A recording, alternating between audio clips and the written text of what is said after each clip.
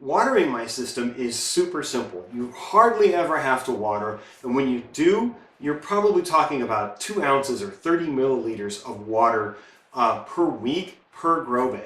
So over time, you won't even come close to using 5 gallons in a season. So it's an incredibly conservative system.